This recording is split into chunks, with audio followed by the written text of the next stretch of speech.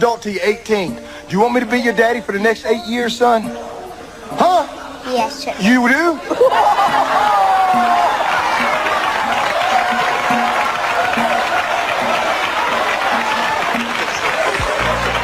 Why you want me to be your daddy?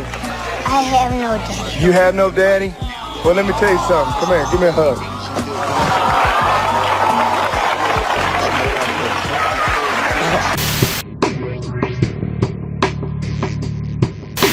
Let me just do one more. I'm sure you heard about this.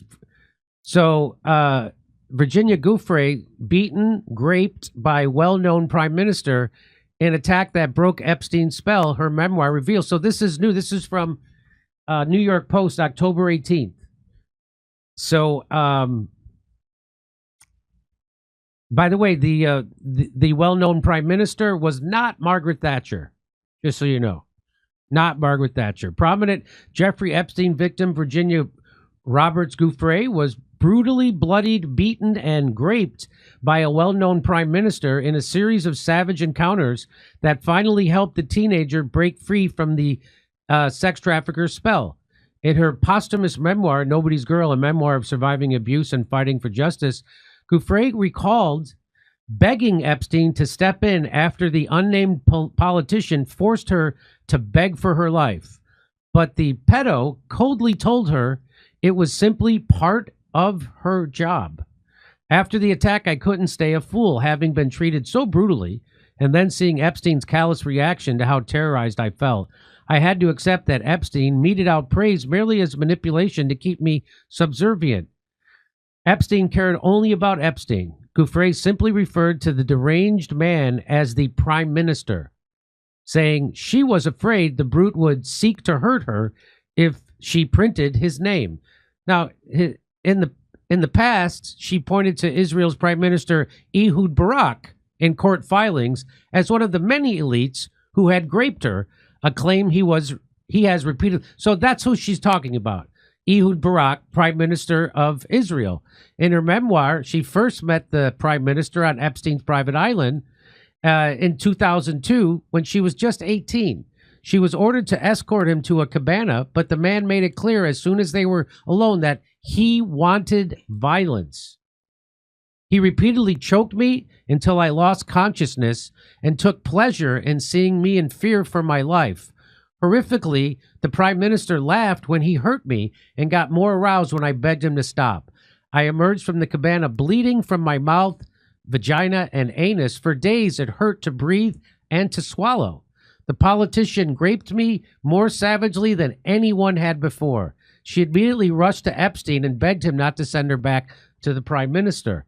I got down on my knees and pleaded with him. I don't know if Epstein feared the man or if he owed him a favor, but he wouldn't make any promises, saying coldly of the politician's brutality, "You'll get that sometimes." Sometime later, Epstein sent her back to the politician for a second encounter, conducted entirely in a cabin aboard the Lolita Express. Although the experience was far less violent, Giuffre spent the entire hour in fear he would suddenly strike and choke her. And so there he is. That's your good guy. She admitted that before the violent experience, she had given Epstein the benefit of the doubt and believed he cared for girls he trafficked. She was not completely naive, she wrote, acknowledging that his predilection for childlike girls was a sickness, but that in his twisted way he meant well. His indifference to her fear and injuries from the Prime Minister forced the 18-year-old to face the truth. Chillingly, Giuffre then predicted her own death in a passage, saying she would not survive a life as a sex trafficking and would either take her own life or die at the hands of one of Epstein's friends. I didn't know it then, but my second interaction with the Prime Minister was the beginning of the end for me, she said, adding that she stopped recruiting other young girls for Epstein as he had forced her to do in the past. The final breaking point came that summer when Epstein and his madam, Ghislaine Maxwell, pleaded with Giuffre to carry their child, a proposal that came with mansions, wealth, and around-the-clock nannies, but would require her to sign away any legal rights.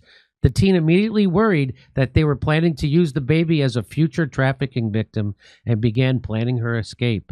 She left the couple's grasp not long after, but experiences haunted her for the rest of her life, particularly the greedy, cruel look on the Prime Minister's face as he watched me beg for my life.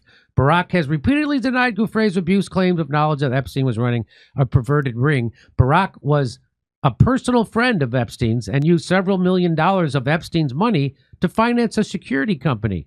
Records show he had visited Epstein on his private island and had boarded his private plane. The chilling tale was included in Gouffre's memoir, set to be released next week, which she penned in the years before her suicide when in April. She was 41. Let me show you this. Okay, so we don't have that. Hang on. So what do you make of that, Jackson? Go to Jackson. Well, it sounds like a Democrat hoax, as Trump said. I mean, I think it's quite clear, right? This is,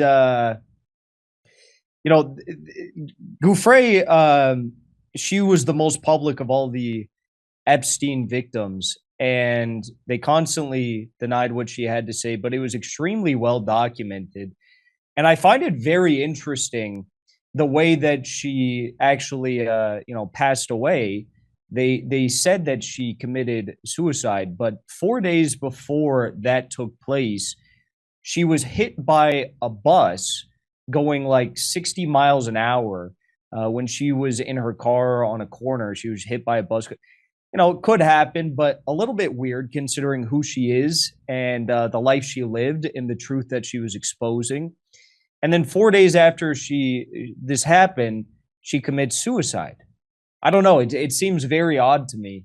And I think there are obviously a lot of sound questions about this. But, I think a large part of this is that it is so damning to the U.S.-Israeli relationship. It's so damning to the U.K. Royal family. It's so damning to so many politicians all across the world and business leaders. And it has boiled to a point where no one can deny what's happening. And that's why Trump is waging all these wars right now, because everyone is asking the question, why are the files not released? And he can't answer. That would be sad to think but this is a very wag the dog moment. I don't know if you ever saw that movie, but this is him starting wars, and partly at least to stop the questions about him covering up the Epstein scandal. And they're all covering up. Aren't you surprised to see Dan Bongino do this? I am personally. I didn't think he would do it. I thought he would resign before he did this, but he's not. Aren't you shocked at Kash Patel and Dan Bongino completely doing a 180 on Epstein? And Trump also. What do you make of it? I'm not surprised at all. Dan Bongino blocked me on Twitter, I think sometime in 2024, mid-2024, because of my critique of Israel. Before he was sworn in as a deputy director of the FBI, he said that his greatest mission in life is to support the state of Israel. He said that in an interview, unironically. And they don't select anyone for these positions, FBI director, deputy director of the FBI, unless they're fully compromised. You don't get a position like that unless you're fully compromised. And Dan Bongino, Kash Patel, no matter what they said before, they weren't serious about it. And even if they were serious about it, they found a way to compromise these people. So I'm not surprised. And I think Dan Bongino actually fits the mold. I mean, he's a staunch Zionist, and it's no surprise that he's defending this network. So here is Louis Black, famous comedian Louis Black, on a podcast, I think Sam Morrell, and he's going to tell you that Ehud Barak, well, let's listen. He's going to reveal the scandal behind Ehud Barak, Israel, and Epstein. When we got here, it's weird from the beginning, because it's like you go in and he's got a whiteboard and there's all of this stuff drawn on it. And he goes, you want me to tell you what that is? And I go, yeah, well, sure. Bobby and I, he goes, I had the Israeli defense minister here last night for dinner. And then he's got me and Bobby Slayton. I mean, what kind of a fucking, are you shitting me? And then he said, and so we were talking about, he was showing me what kind of defense systems Israel would use in case of attack. Wow. And I thought, you know what? First up, what is the Israeli defense minister? What the fuck is the matter? Why would you tell me this is already, now it's weird. When we got here. Weird. Again, that word weird, just like J.D. Vance. That's weird. Anyway, so there it is, confirmation that Epstein was working with Israel intelligence. He had the defense secretary, plus his next-door neighbor was Ehud Barak. And Jeffrey Epstein had the largest single family dwelling in all of Manhattan, one of the richest cities in the world. Jeffrey Epstein had the largest single family dwelling in Manhattan and lived right next door to Ehud Barak. Isn't that wild? Mm. So, all a Democrat hoax. But you know, I'm on Michael Tracy's side on this. I think. What does Michael Tracy say? Michael Tracy says the Gouffre is a fabulist and tells all lies, and Epstein, everything that Trump is saying about Epstein is true. That there is no. Yeah, it's all Michael it's all Tracy. Michael Tracy never fails to have a stupid opinion about stuff. I remember when he said that the Russia-Ukraine, both sides are bad. The NATO Nazis are bad, but also Russia's bad for defending the civilians in Donbass. Yeah. This is not surprising. He does have some bad takes. Wonder if he's taken that $7,000 per post, because that's the only thing that really could explain it. That he's taking cash. I don't think so. You don't think he's taking it? I think he's just that stupid, and he's like very arrogant. Money? Where does he get the money for those clothes? He looks homeless. What do you mean? I know, that's what I'm saying. It's a joke. Come on, you can't just you don't just roll out of bed and look that bad without a lot of work. Anyway, the latest. But here, I don't know if you know, the latest is about J.B. Pritzker. So, breaking, newly resurfaced excerpt from the 2016 deposition of Virginia Gouffre in relation to Jeffrey Epstein alleges that billionaire Tom Pritzker, so that's the brother of the Illinois governor. Boy, he looks good. And he's a cousin of Illinois Governor J.B. Pritzker, slept with Virginia Gouffre. Liz Crokin puts out the Jeffrey Epstein files confirm that Epstein victim Virginia Gouffre gave sworn testimony that she was forced to have sex, aka trafficked, with Hyatt Hotels chairman Tom Pritzker. So this is not new information. I've covered this many times before. However, I'm very happy it's getting more exposure now. So here it is.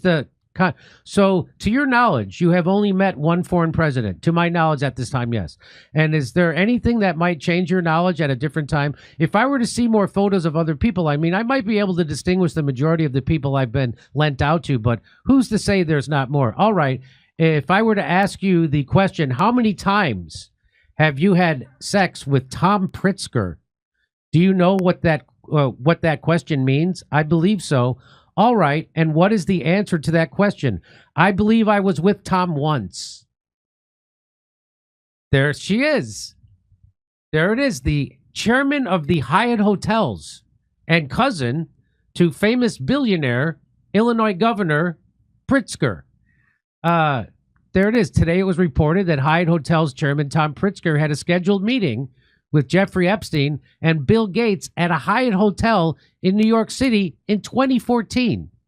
Epstein's victim, Virginia Gouffre, claimed she was forced to have SCX with Pritzker. Pritzker was listed as numero uno in Epstein's black book.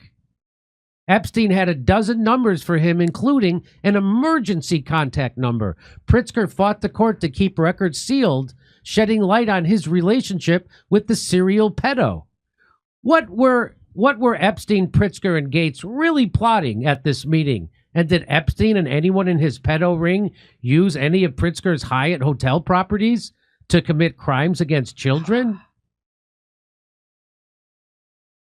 Weeks later, the diaries indicated a Skype call with Gates And in September 2014, Gates came to New York for a number of meetings with Epstein. On September 8th, the schedule said that at 10 a.m., Epstein was to meet Gates and billionaire Tom Pritzker at the Park Hyatt Hotel in Manhattan. They were to walk to the office of Leon Black, followed by a meeting with Mort Zuckerman, both billionaire investors.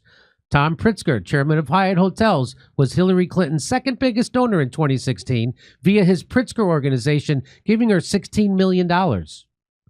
He was on Jeffrey Epstein's flight logs and labeled numero uno in the pedo's black book. Epstein had 12 phone numbers for him, including an emergency number. Why the nickname was Pritzker, Epstein's number one client, or his main co-conspirator. Pritzker fought hard in court to keep the record sealed relating to him and Epstein. Yesterday, he lost.